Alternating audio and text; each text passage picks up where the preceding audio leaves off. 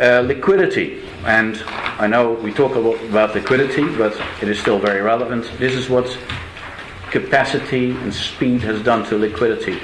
This is data by Xetra. It's actually just the 8 largest stocks, but if you look at it throughout the whole market, also the smaller cap stocks, you will see a similar decrease in cost. So how much does it cost to execute €1 million worth of those securities 10 years ago and now? So in Bayer, you've seen a 60% cut in cost, i.e. that is because of this added liquidity. And again, liquidity, the concept is about how much does it cost me to convert a financial asset into cash immediately. That's liquidity. Huge improvements in liquidity. That's the same for Xetra. That's the same for the FTSE, the top 8 stocks in the UK. That's the same for the CAC. It's the same across the world because of speed, because of higher capacity of exchanges, and because of lower barriers to entry and new entrants.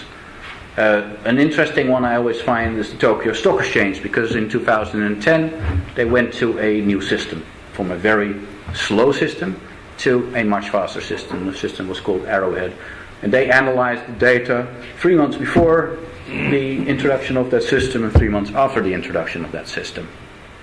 It showed that the liquidity in the order book, so the depth of the order book, how much people could buy or sell in that order book, increased by, as a result of this, by between 62 and 139%. So, if we seriously consider a minimum order resting time to slow the market down, you will see these arrows in reverse in Europe. It is every single growth market today, every single growth market, South America, Asia, is investing in technology, because technology adds to speed, lowers trading costs, lowers frictional costs. In Europe, we're actually contemplating slowing exchanges down, so you will see the reverse happening. Role of high-frequency trading. Again, as my colleague on the right mentioned, it's an evolution method used for decades. Many of our firms started as locals or started as market makers. IMC, we started about 25 years ago as a market maker on the Dutch option exchange. That market went electronic. On the option exchange, we had to have people that were very quick, because the quicker you were, the more trades you did. We traded at high frequency those days. Then, as liquidity providers, then the markets went electronic. A huge democratization of markets, we like to call it, because it lowered barriers to entry. The first bids and offers we did were manually into the system at 10-cent spreads in the options. Today they trade at 1 cent spread. We had to learn a completely new skill set.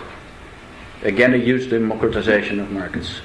The skill set used to be you were very big, and you were very loud, and you were quick. And today the skill set is about having very good quant skills and having very good technology.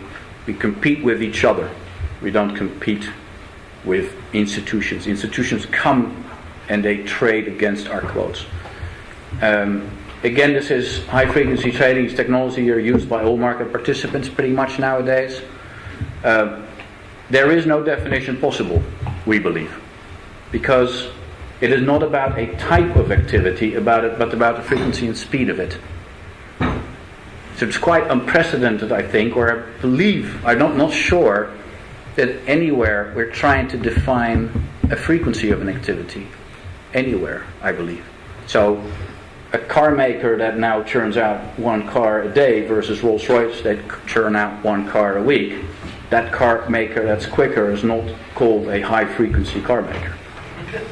It's so defining something by the frequency of activity is subjective. But Rolls-Royce is more quality, isn't it? Well, I'd rather have Fiat. More expensive. So, I'd rather have a Fiat. Principal trading firms only use public data. They don't have any clients. trading strategies, market making, liquidity providing. We do that in options, equities, futures, FX. It adds to liquidity, lessens volatility, better prices for end users. Market making, arbitrage. We look at fungible securities, so we make sure that all these exchange traded funds, they are related to futures, or equities are related to futures, or ADRs, American Depository Receipt, that trade in New York, are related to the ordinary shares. What our firms do is we constantly make sure that these asset prices are kept completely in line with each other. Statistical arbitrage, again, this is adding liquidity to the marketplace, and it dampens volatility. Statistical arbitrage, it looks at correlations. It will trade Philips versus Siemens because of historical correlations. Again, it adds to liquidity. Example of market making arbitrage, somebody in Amsterdam wants to sell Philips shares, ordinary shares. The equivalent ADRs, it's another security, but it's related because it's fungible, trades in New York. Another investor at that time wants to buy these ADRs. If nobody is there in between making a market and using this and transferring this risk between these two market centers, then the price in Europe would drop a lot and the price in the US would go up a lot, i.e. you would have more volatility and less liquidity. Do we That's have what our less firms do. volatility in the market today? Because I'm Yes. constantly following the market here and it's going like this every day, more or less. The actual last 4 or 5 months has been the lowest volatility for the last, I believe, in the last 15 years. I think it's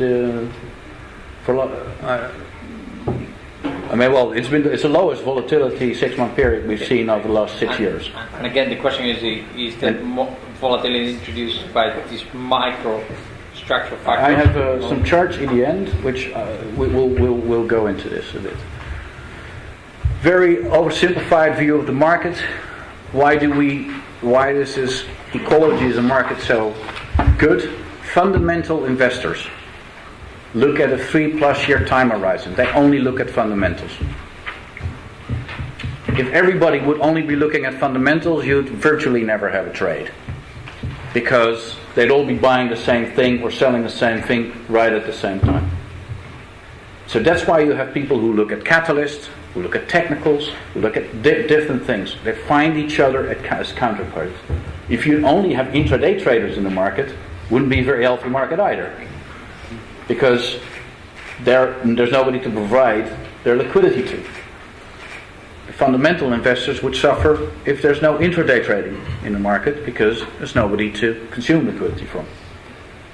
And i.e., again, you would have higher price swings, quite logically, because you're all going to buy in the same stock at the same time, because all your models are pretty much the same.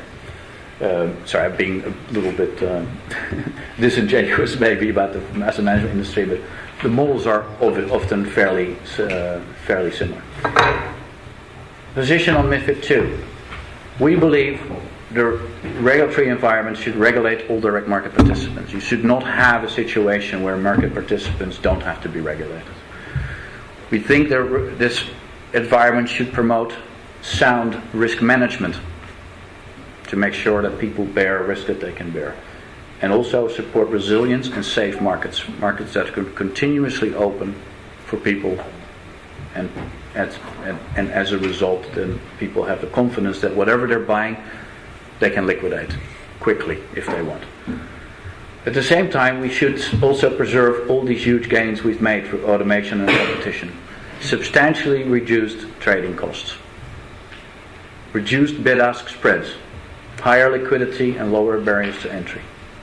So when we look at MiFID, there's actually probably about 85% that we support. Regulate and electronic platforms, so that everything is more transparent, lowers barriers to entry again. Regulation of market access, that's what I alluded to earlier on. Strong risk controls, harmonizing those, clearing competition, bringing more OTC traded derivatives onto exchanges. We think that MiFID could be more ambitious when it comes to best execution requirements, when it comes to transparency, consolidated tape. But we also believe there's some better alternatives for some proposals. Continuous quoting obligations in order to trade ratios being one. And I have to admit there's one proposal that that is not in the Commission's proposal, but we believe is going to be very detrimental to liquidity and market efficiency, and I hope I've shown that in the Japanese example, which is this idea about minimum order resting times, which will be tremendously harmful for liquidity spreads and all the good things that we've seen. Article 17, risk controls, makes a lot of sense. Disclosure makes sense, but there are some practical implications. Risk controls for brokers makes huge amount of sense. It's all strokes as well with our principles. Quoting obligations. We believe that quoting obligations we believe, again, as I said, regulators should ensure market participants have effective risk controls and ensure that markets are stable and resilient. Imposing a quoting obligations on a subset of firms to effectively continuously bear risk whatever happens in the market, we believe is completely unprecedented in any piece of legislation. So this is the same as asking the banks, who are, by the way, underwritten by all of us, whose risks are, by the way, underwritten by all of us, that whoever comes into their door has to get a loan, no matter what credit history, no matter what their story is. That is effectively what you're asking a subset of firms to do by imposing a quoting obligation. So you're asking a subset of firms to continuously, no matter what the circumstances are, bear risk. We have quoting obligations on the markets, but markets come and offer us incentives in return for that. And we are free to then choose to join that program or not. That's how these markets globally have always worked. And this would be completely unprecedented, with an outcome which is relatively unpredictable, we believe as well, but it would certainly increase systemic risk because you're asking a group of participants to bear risk where they may not want to.